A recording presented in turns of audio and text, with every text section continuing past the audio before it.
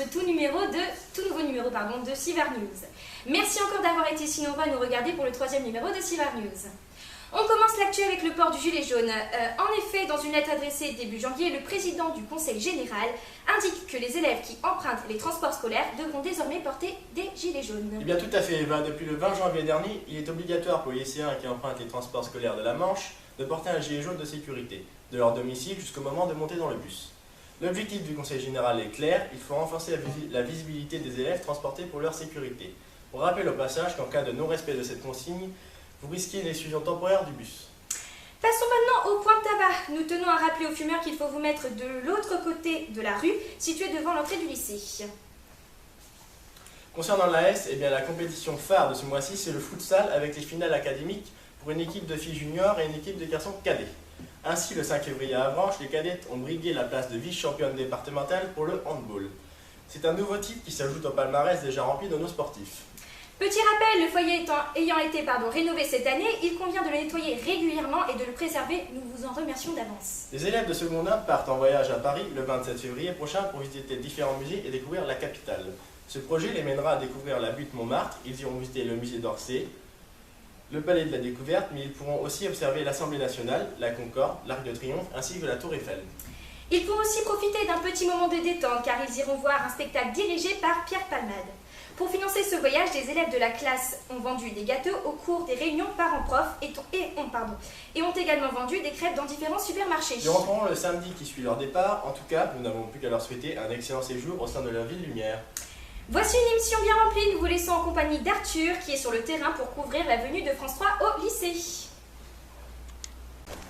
Merci Eva et Louis pour cette belle présentation de l'information de notre lycée. Bonjour à tous, je suis très heureux de vous retrouver pour ce reportage sur la venue des équipes de France 3 au lycée. Ils viennent à l'instant d'arriver dans l'établissement pour filmer une partie de leur reportage sur le voyage aux USA organisé par Monsieur Fissot, Monsieur Viel et Madame Lasnon. Et nous partons maintenant à leur rencontre.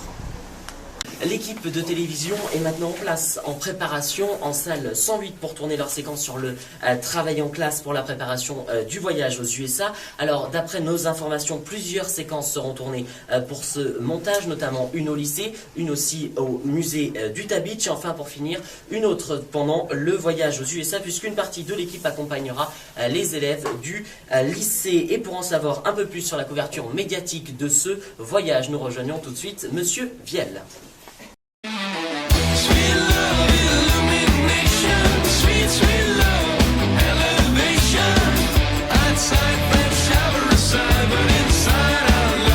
Monsieur Viel, bonjour. Alors, la dernière fois, vos deux collègues nous ont présenté l'organisation, les visites qui composent ce voyage. Alors aujourd'hui, en conséquence de la venue de France Télévisions, on aimerait en savoir un peu plus sur la couverture médiatique de ce voyage. Alors, ce voyage va être couvert donc par France 3 Normandie qui vient nous filmer ce matin.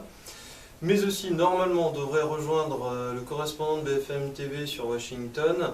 Et puis aussi, donc, plusieurs journalistes de la presse locale vont nous accompagner lors du voyage à Washington.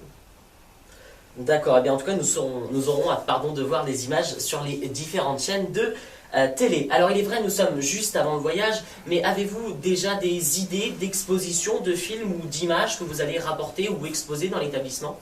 Donc normalement on devrait faire une exposition qu'on devrait mettre dans le hall un peu sur le même type que l'an dernier, différente évidemment puisque c'est pas la même ville. Et ensuite on verra en fonction de tout le matériel qu'on aura récupéré sur place et sans doute qu'on s'arrangera avec les journalistes pour récupérer des informations, des photos et surtout des films. D'accord. Et alors juste une dernière question, comment avez-vous réussi à financer ce voyage ? Alors ça c'est assez compliqué. Mais déjà, on peut remercier tous les partenaires, en commençant par le conseil régional, le député de notre circonscription, le maire de Carentan qui nous ont financés, mais également des associations comme les AVA ou les Amis de la 100e Airborne de Carentan. Également plusieurs entreprises qui nous ont aidés via une association qu'on a créée pour aider à l'organisation du voyage. Et enfin, toutes les actions des élèves comme des lotos, des ventes de chocolat, des ventes de brioches. D'accord. Eh bien, merci Monsieur Vial d'avoir répondu à mes questions. Merci à vous d'avoir été avec nous. Merci au passage aussi à Madame Anne pour sa confiance. On se retrouve très vite sur sivar.fr. Je vous rappelle et je vous informe quand même que cette vidéo a été tournée le 13 janvier. C'est pour ça que nous sommes juste avant le voyage. Que votre semaine soit belle et à très bientôt.